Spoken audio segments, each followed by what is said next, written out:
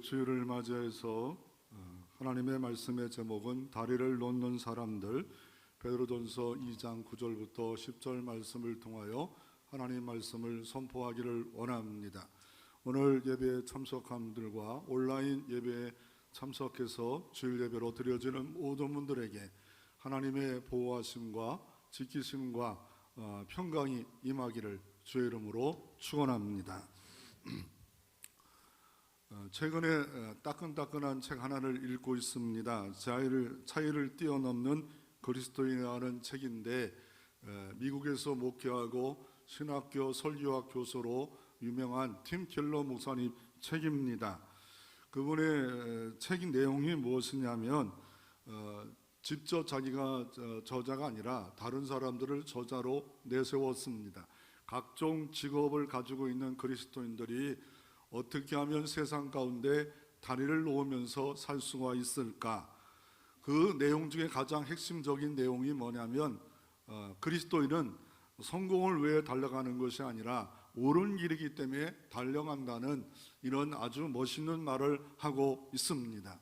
많은 그 사람들이 정욕에 매여서 성공만을 세상 사람 똑같이 달려가지만, 그러나 차이를 뛰어넘어서 그리스도인은 옳은 길이기 때문에 걸어간다라고 말하고 있습니다. 그래서 어떻게 하면 예수 믿는 사람들이 세상 가운데 구별되게, 분리되게, 거룩하게 직장을 가운데서 살아갈 수 있을까? 많은 직장인들이 나는 이렇게 살고 있습니다. 삶의 고백적인 내용들이 기록되어 있는 책입니다.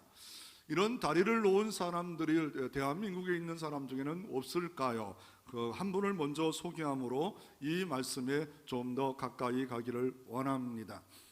어느 날 제 카톡에 누가 이거를 보냈는데, 김동길 교수님의 감동 스토리라는 글을 보내서 이렇게 저장했다가 한 2달 만에 이 예화를 사용하고 있는 겁니다.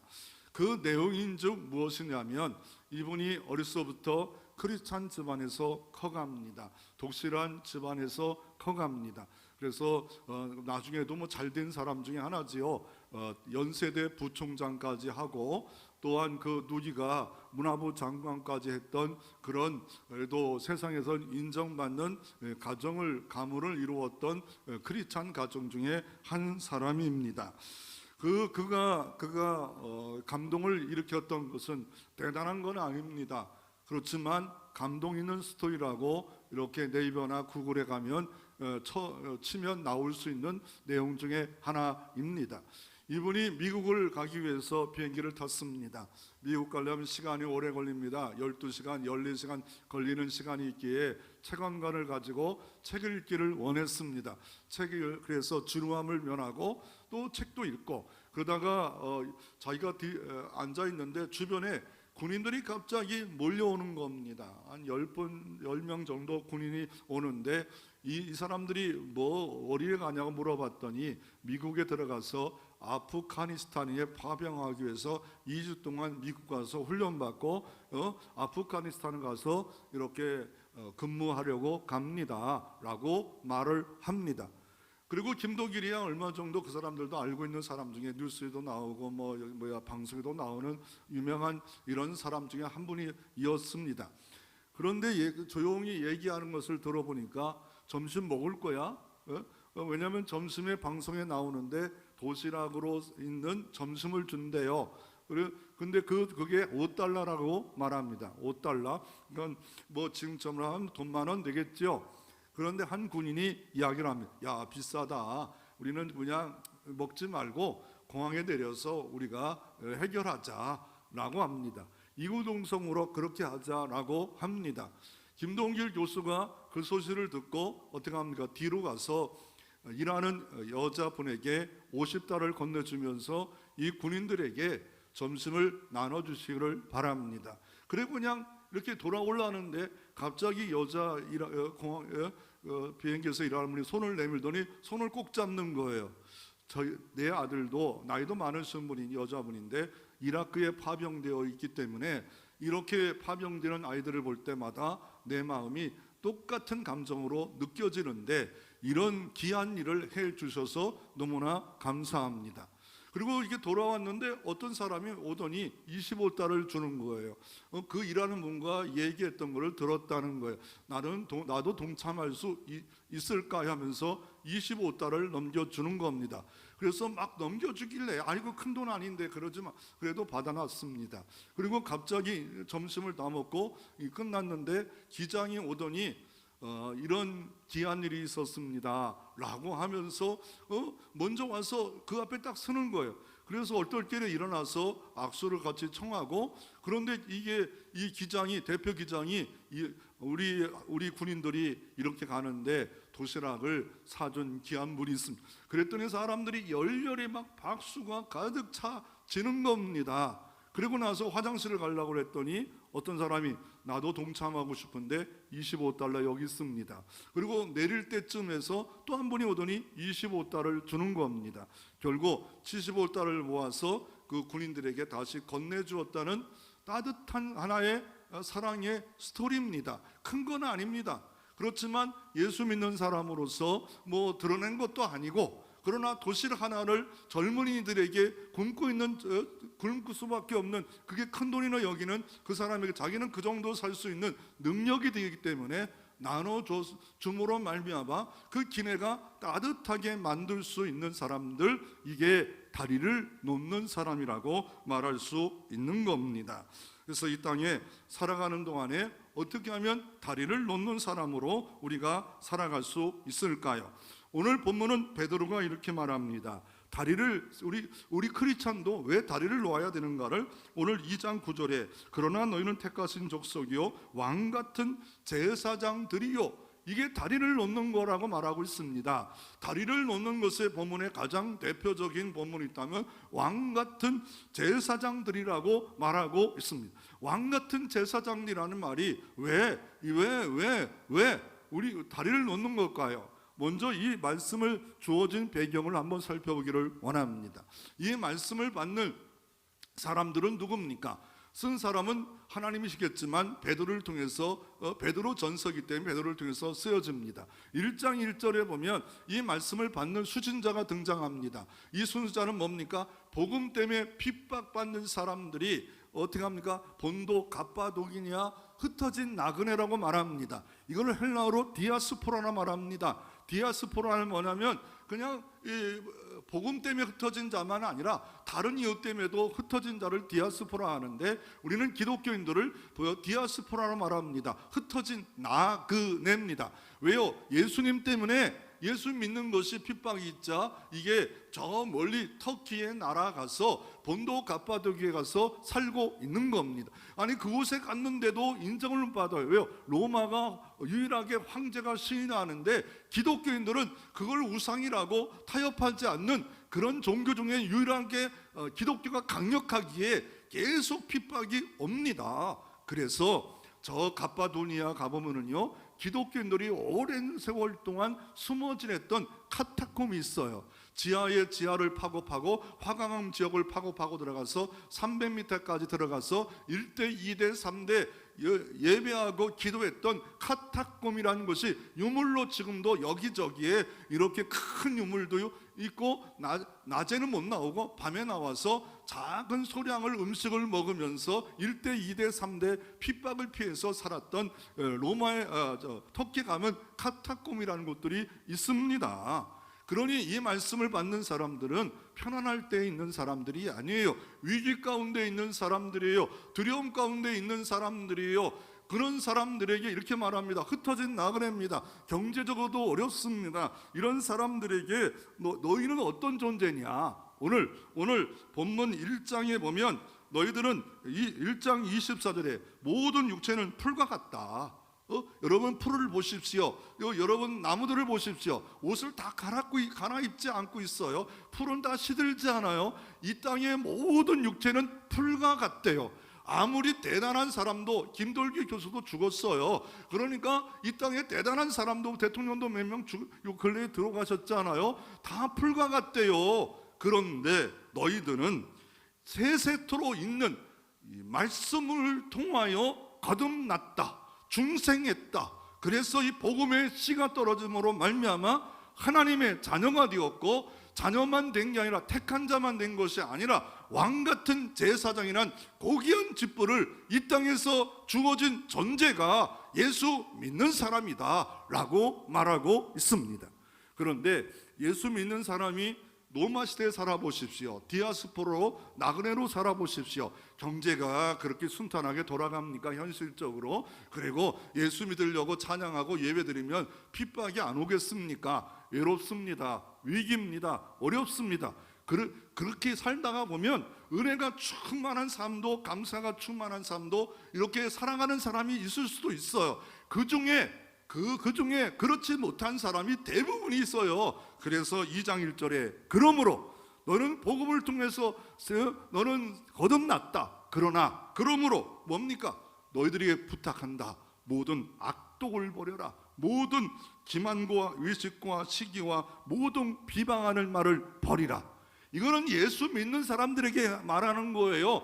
예수 믿지 않는 사람들에게 말하는 게 아니요, 모든 거를 다 버리라. 모든 세 번을 강조하면서 위기 가운데, 어려움 가운데 견디다 보니까 이해가 되는 사람은 할렐루야 찬송하며 살겠지만, 왜 내가 이렇게 이롭고 힘들게 위기 가운데 타향살을 해야 되지? 우리 부모님은 나빠, 이건 힘들어, 어려워 하면서 그 마음속에 불만이 품고, 이게 비방이 나오고 악독이 나오고 막 기만이 나오고, 예수 믿음에도 불구하고 거룩한 나라가 아니라 완전히 동화되어 가는 이런 디아스포라에게 위로와 소망도 주지만 바르게 살라라고 버려라. 두 번째는 버리는 것만 갖고 우리는 이 일을 극복할 수 없습니다. 내 마음에 이게 언제든지 열린 창문이라 내 입에 내 마음에 이게 쑥 들어옴으로 말미암아 이게 정욕이 불처럼 일어나고 욕심이 불처럼 일어나고 비방이 불처럼 일어나지 않아요? 그럴 때 이길 수 있는 방법은 2절에 갓난 아기들처럼 순전하고 신령한 젖을 사모하라. 이게 뭘까요? 말씀입니다. 말씀이 내 안에 먹어놔서 말씀이 작동되게 하라. 잠시는 이런 더러운 것들이 나를 장악해 들어오지만 말씀이 나를 작동시키므로 그것도 순전하고 신령한 젖이에요. 사모하래요. 누구처럼? 어린 아이처럼 사모하는 길이 택한 족속이요 왕같은 제사장에 걸맞는 그런 신앙생활을 하길 원하면 날마다 순전하고 신령한 젖을 읽고 듣고 암송하고 배우고 이게 내 안에 작동되어지도록 역사할 필요가 있다라고 말하고 있습니다. 누구에게 이런 부탁을 합니까? 3절에 너희가 주의 인자하심을 맛보았으면. 나 같은 이런 악독한 자에게도 주님이 구원을 주셨네. 인자하심을 맛보았어요. 이 인자하심을 맛본 사람들의 특징은 뭘까요? 해바라기가 있듯이 우리는 주바라기예요. 주님을 바라봐요. 이상하게 예배하고 싶어요. 예배에 헌신하고 싶어요. 주님께 완전히 기울어지는 해바라기 있고 조금만 간 해바라기가 있듯이 완전히 주바라기로 살아가는 삶. 왜요? 인자하심을 맛보았기 때문에 그렇다. 그러면서 예를 드는 게 예수님도 이 땅에 와서 무엇이 됐냐? 보배로운 돌로 왔고 산돌로 왔다. 생명의 돌로 오셨지만, 생명을 살리는 돌로 왔지만 이 땅에 있는 사람들이 이 예수 그리스도를 거치는 돌이요, 부딪히는 돌이요, 비방의 돌이요, 그런 돌이 됐다. 그렇지만 실상은 예수는 산돌이다. 생명의 돌이다. 이 돌을 만난 자마다 구원을 받고 너희 같은 사람, 너희 같은 존재였지만 그러나 택한 족속이 되고 왕 같은 제사장이 될 수 있도록 변화시키는 이런 유일한 다리가 예수 그리스도다. 이러면서 오늘 본문은 오늘 9절로 이어집니다. 9절로 그러나 위기 때지만 그러나 네 마음에 정말 가득 찬 불만이 있고 스트레스가 있지만 그러나 너희는 택하신 족속이다. 영원한 세계 속에, 천국 세계 속에 들어있는 귀한 존재다. 너희는 또 어떤 존재입니까? 왕같은 제사장이다.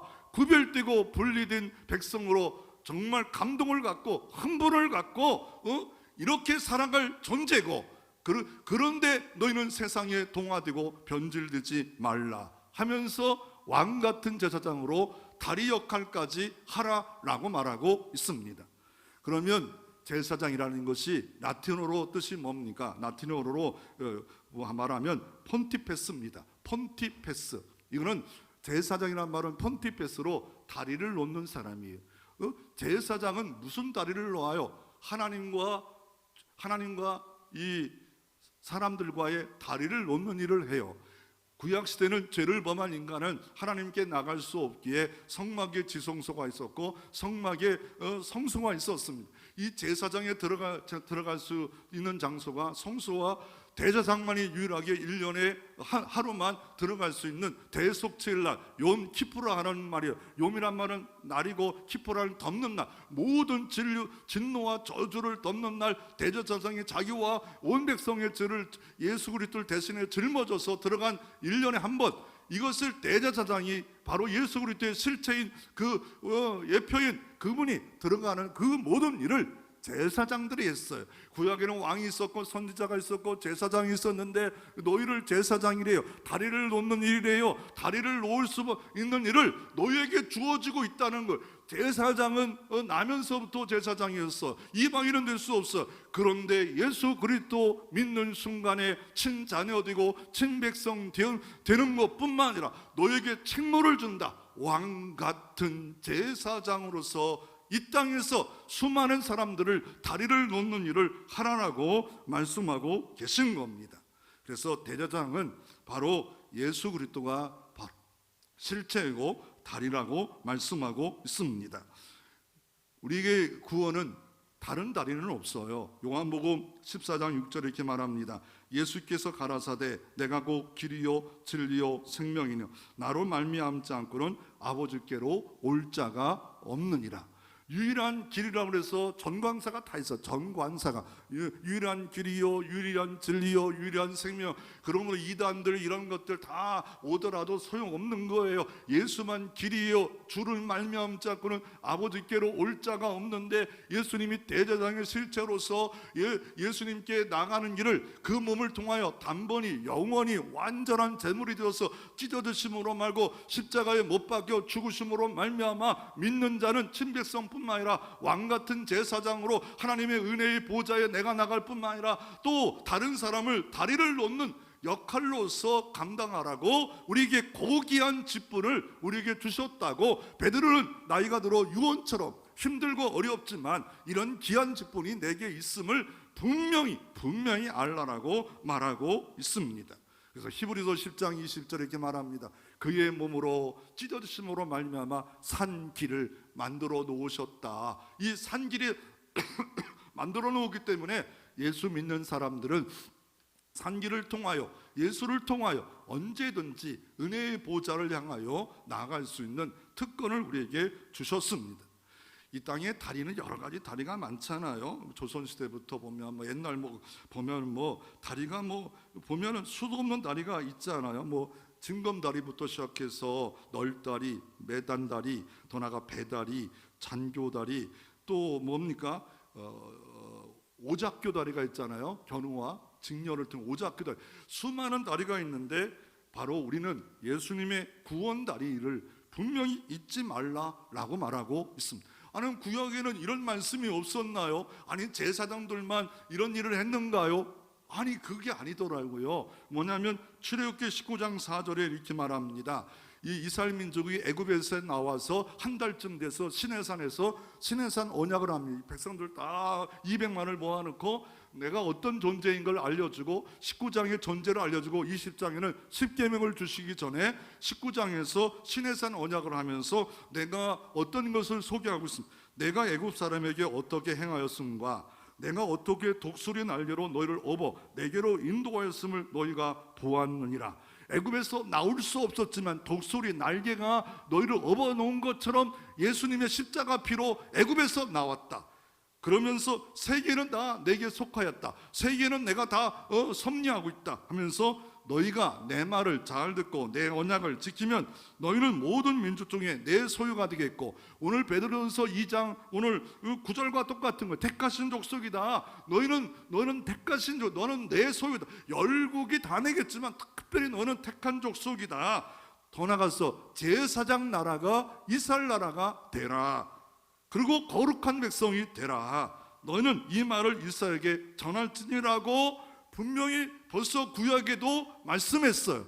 근데 제사장 나라가 안 되고 유대의 선민주의로 너무 지나치게 이방인을 어떻게 해요? 완전히 짐승 취급, 지옥의 땔감 취급으로 했던 이걸 말씀을 왜곡하기 시작하니까 완전히 변질됐어요. 너희는 제사장 나라예요. 세상과 다리를 놓는 나라였어요. 그런데 이 가장 기본적인 하나님의 의도를 잊어버리고 살아가고 있는 이들에게 다시 한번 유대인이었던 이 베드로가 이거는 아니다. 우리는 왕 같은 제사장으로 이방인에 가서 우리는 이 일을 감당할 것이다. 그런데 똑같은 구조를 출애굽기와 똑같은 구조와 내용을 인용하시면서 이 말씀을 빼놔요. 너희가 내 말을 잘 듣고 내 언약을 지키면, 이걸 행위적인 것을 딱 빼요. 그리고 주님이 베드로를 통해서 뭘 말씀하는, 너희가 주의 인자하심을 맛보았으면, 주의 사랑을 맛보았으면 왕 같은 제사장이 되라. 행위를 빼고 은혜 안에서 이 일을 감당하라, 은혜 가운데 감당하라 라고 말씀하고 계십니다. 그리고 오늘 10절에도 너희는 전에는 백성이 아니더니 이제는 하나님 백성이요, 전에는 긍휼을 얻지 못하니 이제는 긍휼을 얻은 자녀이기 때문에 이 조건만 가지고, 이 마음만 가지고, 이것만 갖고 너희는 왕같은 제사장들로 살아가라 라고, 이 구약과 신약과의 차이가 있습니다. 제가 31년 전에 박사 과정을 받으려고 30년 됐나요? 미국을 한번 좀 오래 많이 가본 적이 있었습니다. 그때 갔다 온 게 지금도 가슴에 담고 있는데 한 번 더 가봐야 되겠다는, 하지만 현실과 이런 것들이 못 돼서 미국을 못 가고 있는데, 그때 한 2달 미국을 갔다 온 것 같아요. 그래서 그 중에 하나가 잠깐 들렸던 것이, 목사님들과 함께 공부하면서 들렸던 것이 샌프란시스코의 금문교입니다. 골든 게이트라는 금문교입니다. 이 다리가 만들어졌던 이유가 뭐냐면, 이쪽 캘리포니아와 샌프란시스코와 이 중간에 1km 200m 정도가 물이 흘러요. 그 물살이 너무 막 세게 흐르고 안개가 자주 껴가지고 배가 물건과 사람을 이쪽으로 옮겨가야 되는데 너무 힘든 거예요. 이게 경제와 모든 발전에 너무 방해를 하는 거예요. 어떻게 하면 이걸 연결해야 되는데 어떻게 배를 더 좋게 만들어요. 그런데 물살이 너무 싸가지고 막 사고 나고 막 배를 건너갈 수도 없고 막 너무 현실적으로 어려운 겁니다. 그런데 꿈의 사람, 하나님의 사람 누구예요? 조세 스트라우스라는 사람이 있었습니다. 여기를 다리를 놓자. 그럴 때 사람들이 말도 안 돼.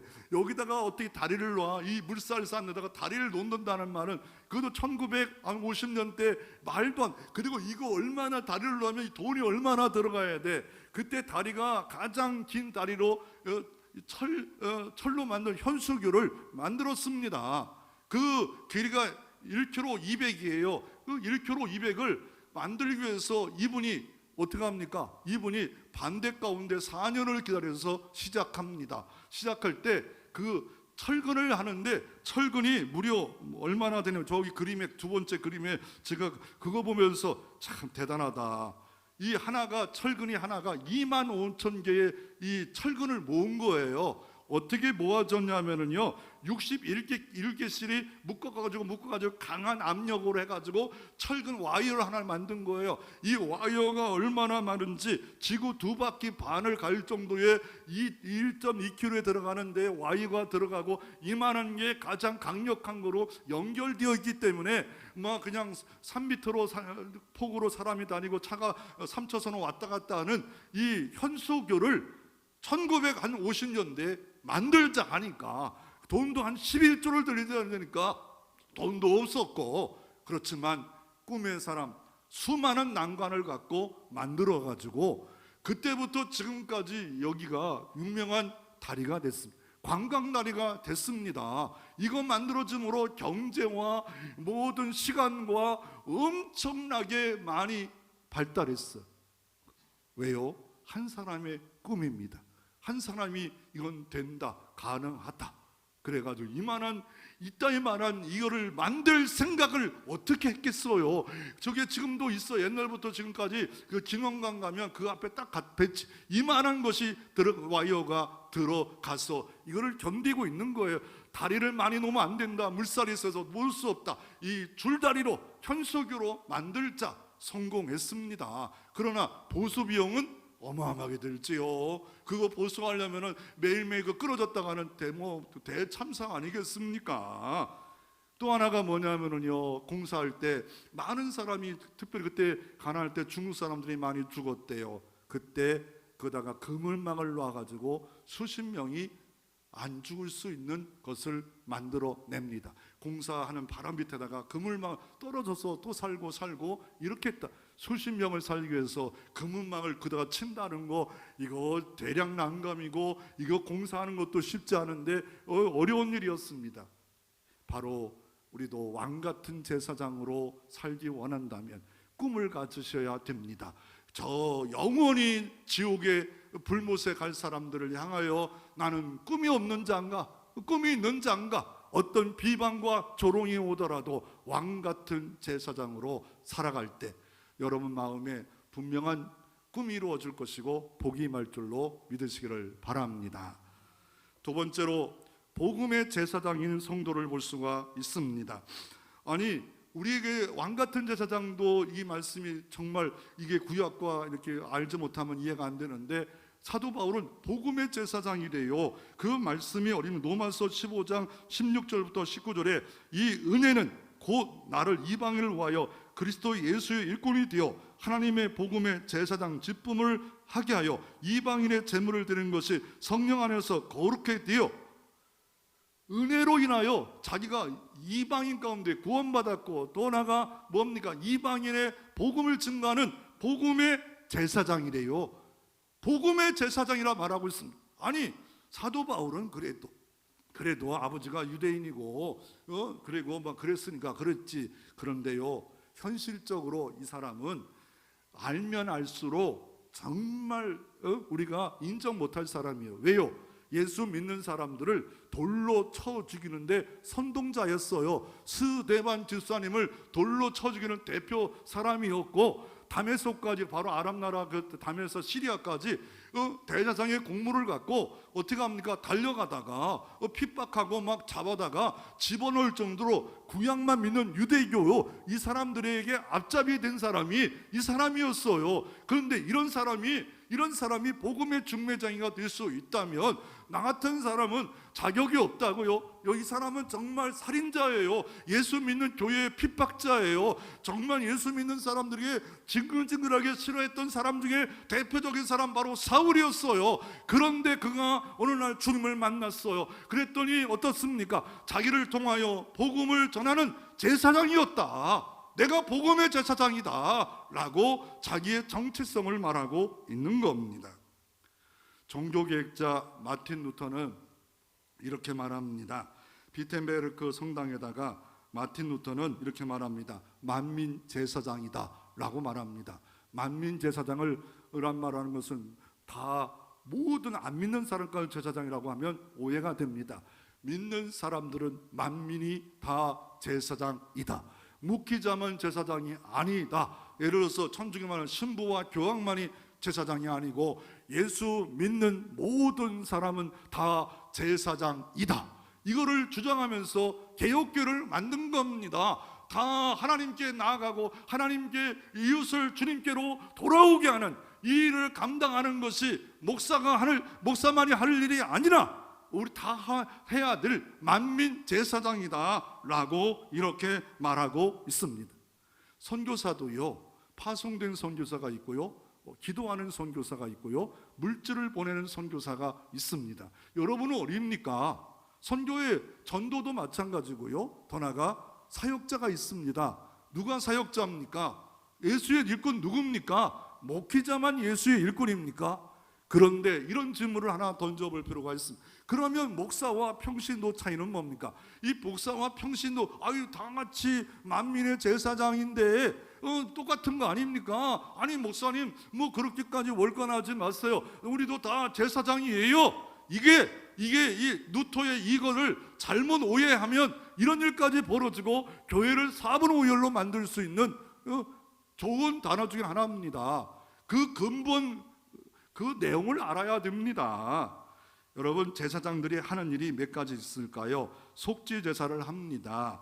또 하나가 축복도 합니다. 중보기도 합니다. 이거는 누구든지 예수 믿는 사람은 주님 앞에 나가서 예수 피로 속죄받고 할 수 있어요. 더 나아가 축복도 할 수 있어요. 우리가 예수 이름으로 축복받기를 원합니다. 편안하기를 원합니다. 얼마든지 할 수 있어. 더 나아가 중보기도도 할 수 있죠. 우리가 이웃을 위해서 우리 합심기도 해서 이웃이 잘 되기 위해서 할 수 있죠. 그리고 더 나아가 뭐가 있습니까? 영적 리더와 하나님 말씀을 일반 사이에 가르치는 게 아니라 집에 가르치는 게 아니라 교회에서 가르치는 일을 분리해 놨어요. 이게 뭔가 계급은 아니지만 하나님의 사역에 의해서 하나님이 세워놓으셨어요.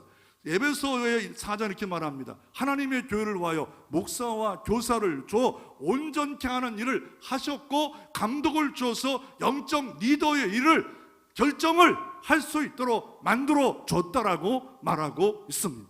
이게 분리가 안 되면 날마다 4분 5열 되고 이게 뭐 다 결정해야 됩니다. 우리도 결정권을 갖고 있다 다 하면 결정권은 자기 위치에서 할 수 있는 결정권을 갖고 있지만 오바되고 월권에서 잘못된 대통령인데 나도 이 나라의 권력은 백성에 나오는 거야. 대통령을 내가 해야 돼.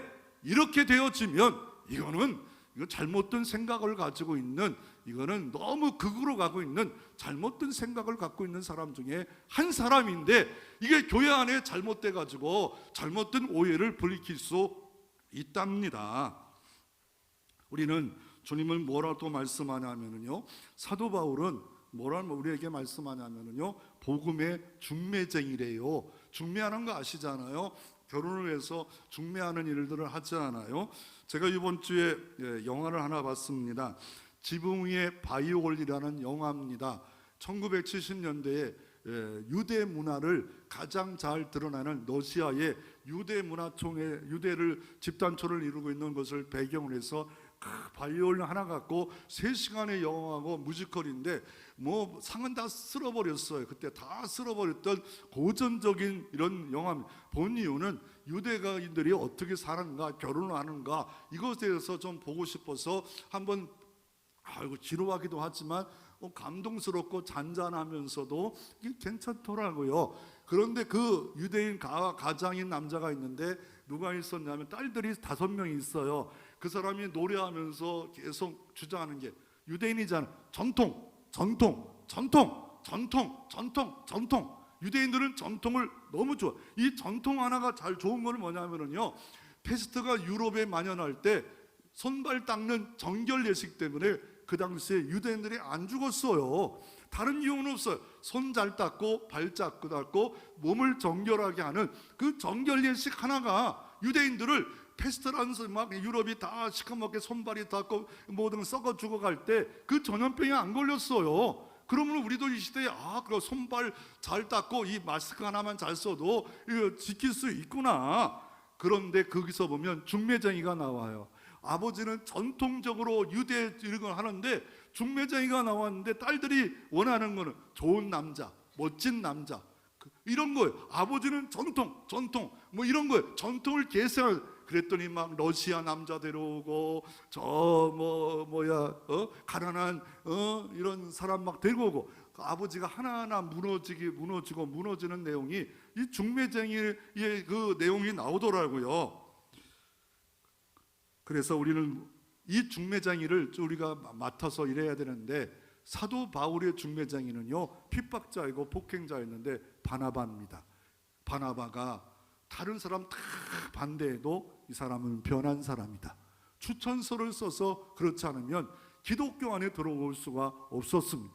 바나바가 잘 중매함으로 말미암아 이 다리를 와서 기독교 안에 들어가서 사도 바울을 매장시켜 버렸으면 그 사도 바울이 어마어마한 유럽을, 그 가난했던 유럽을 복음화해서 그 정말 기독교의 그 많은 일들을 그때 하지 않았다면 누가 그런 큰 일들을 할 수가 있겠습니까? 바나바가 큰 일을 한 겁니다. 한 사람을 바르게 인도한 겁니다. 그러므로 우리 자녀들이 해야 할 일은 뭡니까? 예배 드리는 거 우리가 이 땅의 왕 같은 제사장으로 당연히 해야 될 일입니다. 기도할 일을 당연히 해야 할 일입니다. 전도하는 거, 왕 같은 제사장으로 세상 가운데 다리를 놓는 거 당연히 해야 됩니다. 그런데 그럴 일을 하다 보면 힘들어요, 어려워요. 아유, 내가 왜 해야 되는가? 그럴 때마다 이 책을 한번 마음에 좀 가슴에 담기를 원합니다. 파인애플 스토리란 책입니다. 실제 선교사가 7년 동안 분노 가운데 살다가 회복한 내용을 소책자로 만들어진 내용입니다. 네덜란드 뉴기니의 섬에서 선교사가 들어갑니다. 섬에 보면 여러 가지 원주민들이 있는데 선교하기 위해서 의사로서 무료로 치료해주고 상점을 통해서 싸게 모든 물건을 공급하고 너무 멋쟁이잖아요. 그런데 보니까 파인애플을 좀 심기를 원해서 원주민에게 삭을 줘서 그다가 파인애플을 심었어요. 조금씩 지나다 보니까 막 열매가 맺혀가지고 따먹으려고 하는 순간에 하나도 열매가 없는 거예요. 화가 났어요. 분노했어요. 물어봤어요. 아니 이거 파인애플 따먹으면 됩니까? 했더니 아니 이 섬에 있는 거 우리 거 아닙니까? 당연히 마땅히 따먹을 수 있는 거 아닙니까? 이게 문화 차이가 너무 커가지고 화가 나가지고 야 그러면 어떻습니까? 나 이제부터 병원 진료 안 한다.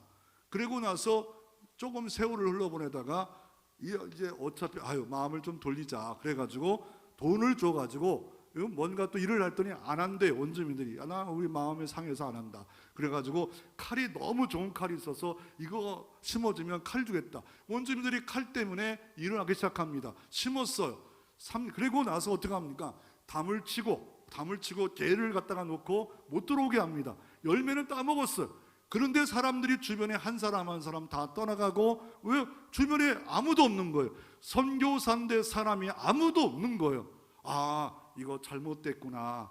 이 방향을 잘못 잡았구나. 다시 가서 손을 내밉니다. 함께 따먹고 함께 하십시다. 그 순간에 사람들이 왔고 더 나아가 이 사람들이 변해서 선교사의 파인애플을 따먹지 않은 사람까지도 자라나는 역사가 파인애플 스토리에 있는 이야기입니다. 이 내용의 가장 중심적인 내용은 뭡니까? 합당한 희생입니다. 내가 지금 분노하고 있는 게 정말 잘하고 있는 건가? 이 분노가 정말 왕같은 제사장으로 합당한 희생을 하면서 분노하고 있는 건가? 하나님께 맡기고 의논해서 분노하고 있는가? 이 책자는 말하고 있습니다. 이 땅에서 실제 다리 전도를 좀 하고 싶으면은요, 기독교 안에 벌써 만들어져 있어요. 뭐예요? 다리 전도법이 있잖아요. 뭐예요? 이 다리 전도법이 어떻게 하는 거예요? 아담과 하와 죄를 범했다. 그래서 예수 그리스도가 다리가 됐다. 그를 믿는 자마다 영생을 가는 다리다. 이거를 도표로 만들면 이런 거 아니겠습니까? 이런 다리가 예수만이 길이요, 예수만이 진리요, 예수만이 생명. 이것이 연결되는 다리다. 우리는 타락할 수밖에 없다. 다 타락했다. 다 죄 가운데 있다. 그 가운데 우리는 효과적으로 주님이 부르셔야 된다. 이 부르심에는 두 가지 있잖아요. 이게 교회에 나오는 부르심, 직장으로 부르심, 목사로 부르심, 이 부르심이 있는데 효과적인 부르심이 뭐예요? 우리가 나가서 복음 증거하는 거는 그냥 부르심이에요. 주님이 당신을 부르신다. 그런데 고린도후서 4장 5절에 주님이 너를 위해 죽으셨다는 이건 외적인 부르심을 우리가 외칩니다. 그럴 때 성령이 주님의 빛을 발산해서 그 마음의 주심으로 말미암아 다메토성의 사도 바울이 예수를 만난 것처럼 회심하고 거듭나게 함으로 말미암아 주님께로 돌아오는 일은 성령이 주도적으로 하시는 거예요. 다만 우리는 도구가 되어서 복음의 중매장이로 복음의 제사장으로 일을 감당하는 거예요. 효과적인 부르심은 내가 하는, 그래서 기도해야 되는 거예요. 그래서 예배하는, 왜요? 우리가 일하지만 성령이 일하여 주시옵소서. 안 믿는 남편이 성령이 막 강권적으로 역사하니까 도대체 안 나올 수가 없는 그런 일들이 벌어지잖아요. 우리 교회도 위드 코로나 시대인데 최근에 얼마나 많은 사람들이 등록하는지 몰라요. 이건 신기한 거예요. 우리가 대단한 거 뭐 있겠어요. 또 재정도 풍성하게 채워주셔서 너무가 다들 어렵다는데 왜 우리 교회에 이럴까? 다른 거 없을 것 같아. 그냥 하나님을 의지하는 누군가, 기도하는 누군가 있지 않을까? 이런 생각이 되어집니다. 중국에 가면은요, 수원노예를 통해서 한 10년 전에 중국에 갔는데 이 천문산의 장가계 원가계를 보는 순간에 와, 신선의 정원이다. 그 모든 봉우리, 그 내용들. 그런데 그곳을 막 걸어 다니고 그러더라고요. 50분 정도 케이블카 타고 올라가요.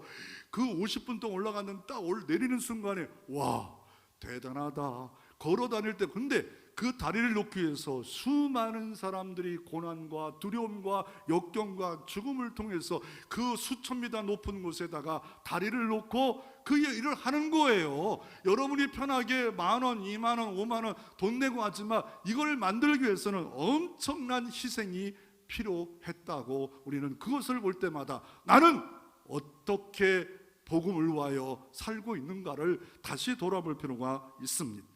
세 번째로 세상의 다리를 놓기를 배울 필요가 있습니다. 세상의 다리는 뭘까요? 이슬람교들에게 다리를 어떻게 놓을까요? 여러분 또 하나가 동성애자에게 다리를 어떻게 놓을까요? 아니 내가 미워하는 사람, 그래서 마음이 막 다리가 다 태워버려, 가까이도 하고 싶지 않아요. 그래서 마음의 다리를 다 태워버린 사람들이 있어요. 저 포기해버린 사람들이 있어요. 그럴 때마다 사이에 다리를 놓는 빛과 소금을 하기 위해 원한다면 네 가지를 잊지 마세요. 존중하라. 저 사람도 하나님의 사람이다. 흑인도 하나님의 사람으로, 하나님의 형상으로 보라. 두 번째로 뭡니까? 그 사람들을 볼 때마다 어떤 마음으로 봅니까? 그 사람들을 볼 때마다 귀하게 여기라. 세상에 다리를 놓을 때 귀하게 여겨야 돼요. 또 어떻게 봐야 됩니까? 사랑으로 다가갈 필요가 있습니다. 벨기에 이민자 아이의 죽음이 뉴스에 나오고 바닷가에 어린아이가, 시리아의 난민이 바닷가에 어린아이가 박혀있는 이 사진이 나오기 시작했어요. 저도 깜짝 놀랐어요. 이것 때문에 사람들이 난민에 대한 새로운 생각으로 확 바뀌었어요. 독일의 총리가 우리는 다 받아준다, 다 받겠다. 그래서 난민의 아버지, 어머니라고 이런 총리가 이름을 갖게 됐어요. 멋있잖아요. 난민 받기 참 어려워요. 와서 만약 우리가 이 나라에서 엄청나게 노력한 거 한순간에 모든 혜택과 다 받겠다는 거 아닙니까?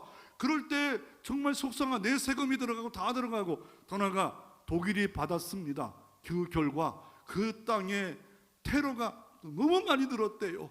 그 뉴스를 모집한 그 사람들을 보면 왜요? 그 중에 테러 분자도 난민 안에 속해 있었기 때문에 이 사람들이 여기서 와서 숨어 있다가 테러를 일으켜가지고 이 테러가 많아집니다. 이럴 때 참 어렵지 않아요? 사리의 다리 놓기가 정말 어렵지 않아요? 그럴 때마다 네 가지를 잊지 마십시오.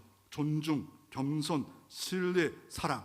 겸손은 뭐예요? 왜 겸손해요? 하나님 앞에 나도 죄인이다. 하나님 앞에 나도 타락한 자였다. 하나님 앞에 나도 스데반을 돌로 쳐 죽인 죄인이었다. 이거를 잊지 말아야 돼요.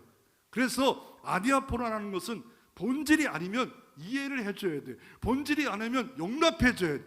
그러나 본질이 있잖아요. 진리의 본질은 오른손으로 꽉 붙잡아야 돼요. 예수 복음의 기둥, 부활의 기둥, 이것까지 무너지면 안 돼요. 이 성경의 진리, 이거는 꼭 붙잡고 왼손은 그들에게 안 다가가지 말라. 다가가야 돼. 크리스찬에서 다가가지만 본질을 무너뜨리기까지 하면서 할 수 없는, 이게 대략 난감한 일이에요. 저 영주의 무성다리를 봤습니다. 이 세면이 다 물이 흐르는 곳에 두 마를 잇는 다리가 300년 동안 있었는데 30세밖에 안 됐지만 지금은 50cm로 커갔고, 지금은 다리가 나서 사용하지 않지만 이 다리를 걸어가다 보면 둘이 만나요. 그럴 때 다 구부리지 않으면 한 사람이 넘어가요. 왜요? 30cm니까. 그리고 나중엔 비껴다리가 있어. 이 두 다리를 와가지고 잠시 서로가 비껴가면서 대화를 나누는 그런 다리. 나는 이런 다리를 보면서 생명의 다리를 나는 어떻게 놓고 있을까? 성경에 보면 예수 그리스도 당시에 다리를 놓은 사람들이 있었습니다. 동네에 중풍병자가 있었는데 아무도 관심이 없을 때 믿음의 사람 4명이 예수님께 데려갔는데 사람이 너무 많아 그 집에 들어갈 수 없자 지붕 위에 올라가 지붕을 뜯어서 내려놓습니다. 그럴 때 주님 말합니다. 그들의 믿음을 보시고 중풍병자 일어나라, 죄사함을 받아내리라. 이게 우리가 해야 할 일이라고 생각이 되어집니다. 지붕을 뜯을 때 어떤 소리를 들을까요? 많은 소리를 들었을 겁니다. 우리가 합당한 희생이 없다면 왕같은 제사장이란 귀하고 귀한 직분을 주셨음에도 불구하고 뭘 탓하고 분노하고 이렇게 하다 보면 우리는 이 일을 소리할 때가 있습니다. 복음의 제사장이라는 것을 내 가슴에 확 받고 이것에 초점을 갖고 이 땅에 승리하는 여러분 되어지기를 주의 이름으로 축원합니다.